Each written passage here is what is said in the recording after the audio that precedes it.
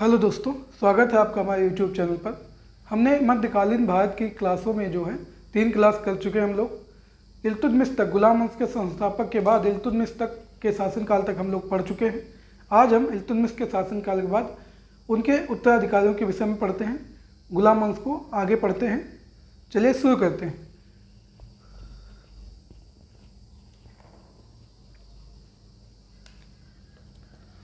गुलाम वंश में जो है इल्तुतमिश ने अपने जीते जी ही अपना उत्तराधिकारी घोषित कर दिया।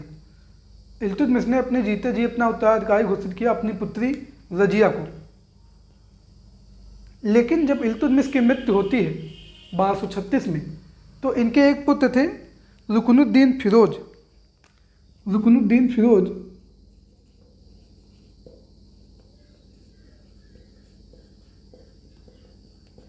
फिरोज अपनी माता के साथ मिलकर, माता उनका नाम था शाह तुर्कान।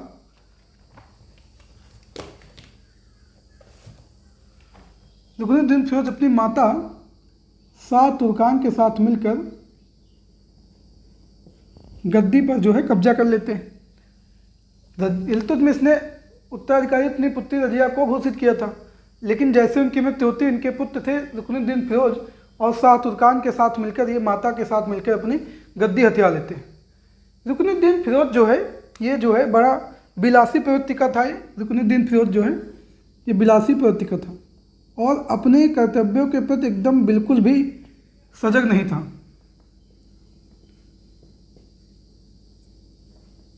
बिलासी प्रवृत्ति का था और अपने कर्तव्यों के प्रति पूरा जो है सजग ही नहीं था, बिल्कुल कर्मनिष्ठ नहीं था ये। इस वजह से इसके शासनकाल में राज्य में विद्रोह शुरू हो गया।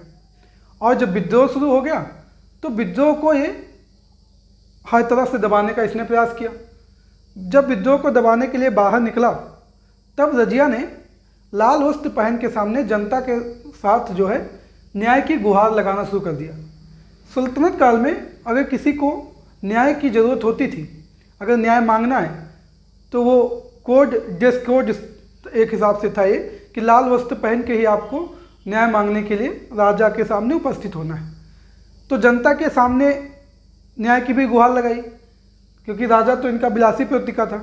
तो जनता ने इनको हटा के वहाँ से रुकनुद्दीन फिरोज को और रजिया को सुल्तान बना दिया। रजिया को सुल्तान बना दिया गया।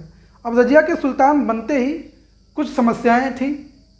पहली बात तो जो तुर्क सरदार थे उन्हीं ने विरोध कर दिया, उनका विरोध झेलना था। तो रजिया ने तुर्क सरदारों को विरोध से बचने के लिए उनको कुछ जो मेन सरदार थे उनको बड़े बड़े पद दे दिए। जैसे इत्तिहादुद्दीन ऐतगील, इनको अमीर हाजिब का पद दे दिया। अमीर हाजिब का पद दे दिया। इत्तिहादुद्दीन ऐतगील को अमीर हाजिब का पद दे दिया। ये दरबारी शिष्टाचार देखने का काम करता था। जैसे दूसरे थे सरदार जमालुद्दीन याकूत, इनको अमीर आखुर अस्ससाला का प्रधान बना दिया। तीसरे थे इजहरुद्दीन कबीर खां अयाज, लाहौर का अक्तादार बना दिया इनको। चौथे तो सरदार थे इख्तियारुद्दीन अल्तूनिया, इनको तबर हिंद या भतिंजा जो पंजाब था, पंजाब का गवर्नर बना दिया। ऐसे बड़े बड़े पद देकर इनको अपने विद्रोह को दबाने का प्रयास किया, लेकिन फिर भी विद्रोह जो है बहुत दिनों तक शांत नहीं रहा। इन लोगों ने विद्रोह किया। थोड़े दिन बाद सबसे पहले विद्रोह किया इजहरुद्दीन कबीर खां अयाज ने कर दिया विद्रोह। लाहौर के अक्तादार ने विद्रोह कर दिया इनके विरुद्ध, रजिया के विरुद्ध। दूसरा विद्रोह कर दिया तबर हिंद, लाहौर के दूसरा विद्रोह कर दिया भटिंडा पंजाब के गवर्नर ने। दूसरा विद्रोह कर दिया इख्तियारुद्दीन अल्तूनिया ने। अब इस विद्रोह को दबाने के लिए रजिया को अपने राज्य से बाहर निकलना पड़ा।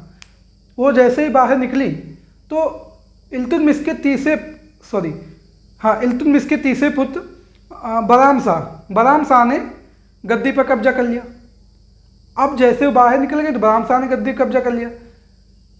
रजिया ने क्या सोचा? रजिया ने फिर क्या किया, थोड़ी राजनीति की और इख्तियारुद्दीन अल्तूनिया से विवाह कर लिया।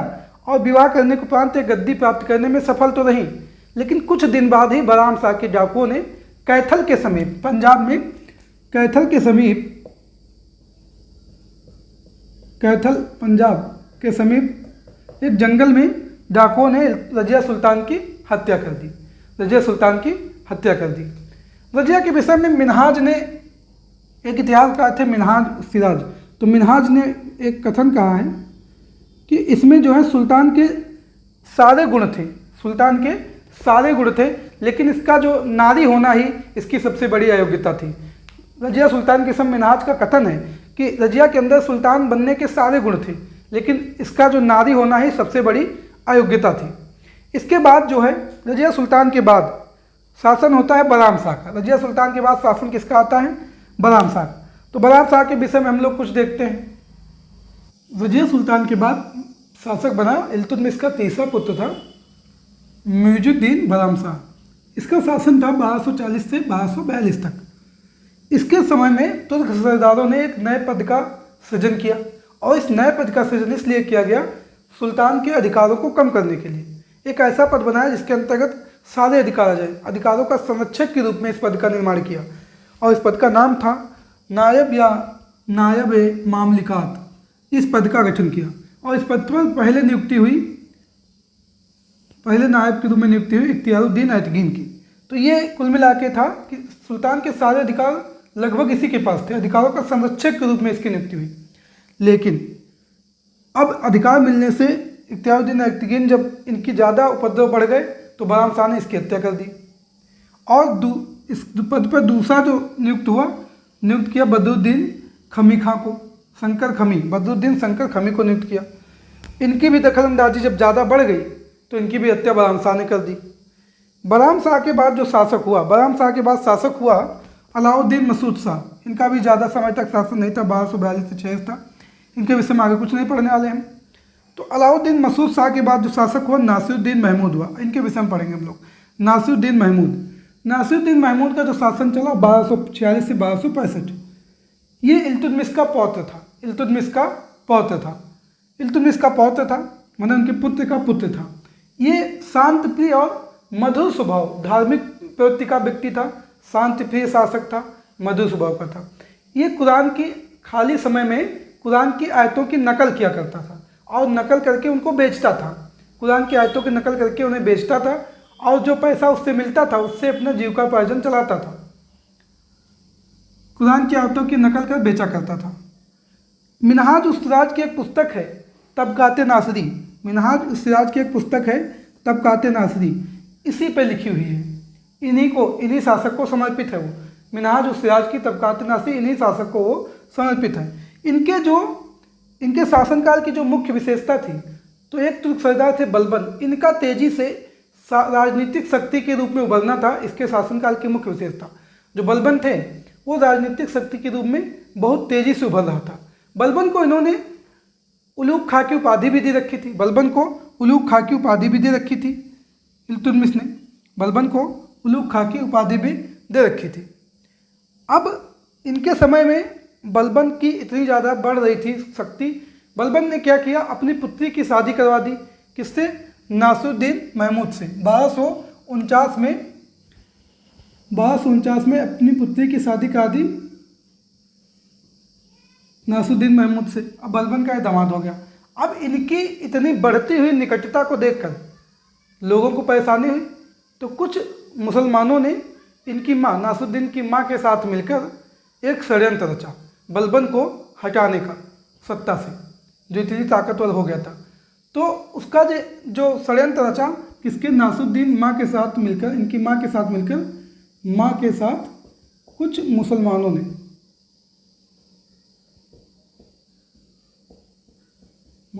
जो है षड्यंत्र रचा। और इस सबका जो नेता था, इन सबका नेता था इमादुद्दीन रयान।